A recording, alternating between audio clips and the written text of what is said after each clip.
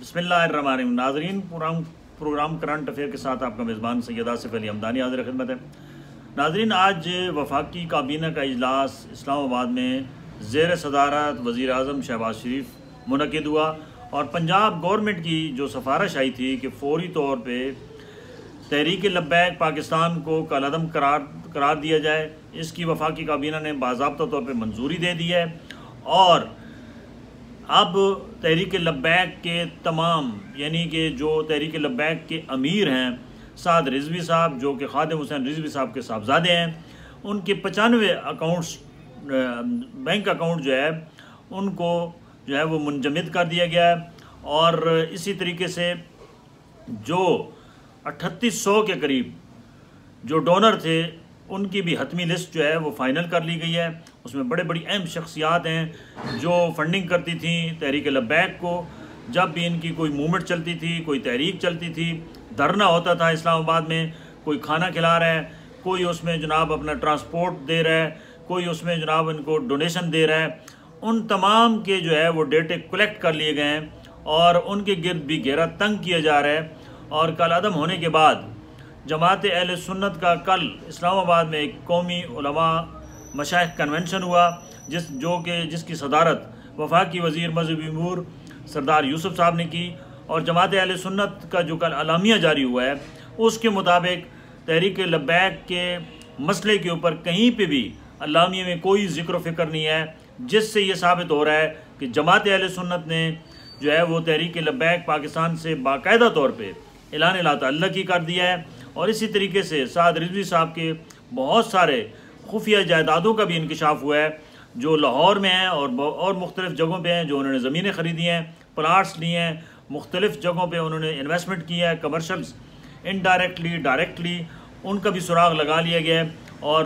अगले चंद रोज़ में सूबाई हुकूमत बाकायदा तौर पर जो है वो इसको प्रेस कॉन्फ्रेंस के ज़रिए इनके तमाम असासाजात को जो है वो मंजर आम पे ला रही है। 120 से ज़ायद मसाजिद जो कि तहरीक लब्बैक के प्लेटफार्म पे चल रही थी, उनका भी नज़्म व नस्क जो है वो पंजाब के अंदर वो तमाम कंट्रोल जो है वो सूबाई गवर्नमेंट ने अपने हाथ में ले लिया है। जो कमेटियाँ बनी हुई थी जो तहरीक लब्बैक की इमा पे वहाँ से बच्चों को निकालते भी थे, या वहाँ पे जो मुख्तलिफ़ मदारिस थे, मसाजिद थी, उनसे जब मूवमेंट शुरू होती थी तो वहाँ से बाकायदा बड़ी बड़ी रैलियाँ निकलती थीं। वो तमाम कमेटियाँ भी ख़त्म कर दी गई हैं और उन कमेटियों का नज़्म व नस्क जो है वो भी सूबाई गवर्नमेंट पंजाब ने अपने हाथ में ले लिया है। अब क्योंकि बड़े लेवल पे, क्योंकि पहले ये कलअदम तंजीम नहीं थी तो रुकावट थी कि लॉ एंड फोर्स एजेंसीज जो हैं वो बड़े लेवल पे क्रैक डाउन नहीं कर रही थी। अब उनको फुल इख्तियारात आज की इस वफाकी काबीना की मंजूरी के बाद जो है वो मिल चुके हैं और तहरीक लब्बैक का किस्सा तमाम हो चुका है। और तहरीक लब्बैक के प्लेटफार्म से ना कोई सियासी सरगर्मी हो सकती है, ना कोई समाजी सरगर्मी हो सकती है, और ना ही कोई मूवमेंट हो सकती है, और ना ही इनको कोई इजाज़त है किसी मजहबी तौर पे मूवमेंट करने का। ये लेवल इस क्यों आया? क्योंकि अल्लामा खादिम हुसैन रिजवी साहब एक दरवेश इंसान थे। उन्होंने वो जो है दूर अंदेशी से सारे मामलात को वो चलाते थे, लेकिन जब से साद रिजवी साहब के हाथ में ये तमाम मामलात आए तो मामलात सारे जो है वो किसी और तरफ चले गए। बेपनाह उनको माली सपोर्ट मिली जो किसी सूरत भी जो है वो गवर्नमेंट के बकौल के जायज़ तरीका नहीं था। वो सारे नाजायज़ तरीक़ों से उनको मुख्तलिफ़ एजेंसियों से पैसे मिलते थे, यानी फ़ॉरेन एजेंसीज़ जो हैं मुख्तलिफ़ उनसे, और कुछ इनडायरेक्टली कुछ शख्सियात थीं जो उनको इस तमाम लॉ एंड आर्डर की सूरत हाल को ख़राब करने के लिए या हुकूमत को की रिट को चैलेंज करने के लिए जब वो निकलते थे तो उनको वो पीछे से फंडिंग होती थी, क्योंकि वैसे रोड पे निकलना इतना आसान काम नहीं है। साद रिजवी साहब नहीं समझ सके। उन्होंने समझा कि हमारी स्ट्रीट पावर इतनी है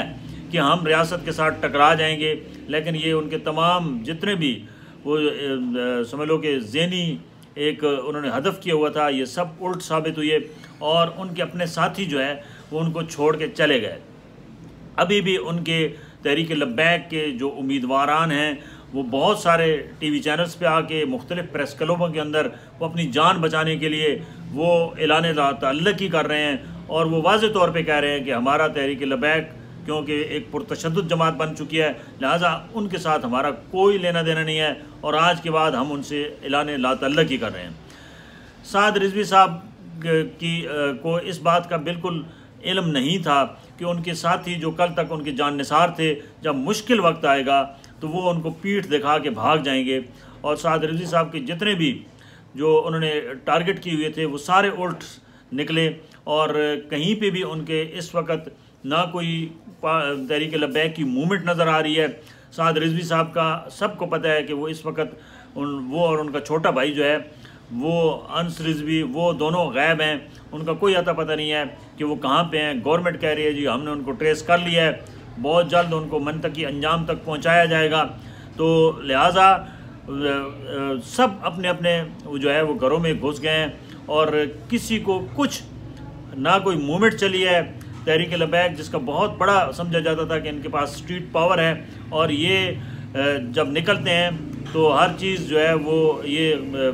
रास्ते में जो रुकावटें हैं वो हटा देते, लेकिन इस दफ़ा सारी तदबीरें उल्ट साबित हुई और इस दफ़ा हुकूमत ने और जब रियासत ने ये तहिया कर लिया कि इनको हमने किसी सूरत भी अब ना कोई मुल्क के अंदर धरना देने देना है, ना कोई मूवमेंट आगे बढ़ाने देनी है, तो उन्होंने इनका जो है वो मुकम्मल तौर पे इस वक्त जो है वो सफाया कर दिया है और अब ना ये कोई इस मुल्क के अंदर ना कोई पॉलिटिकल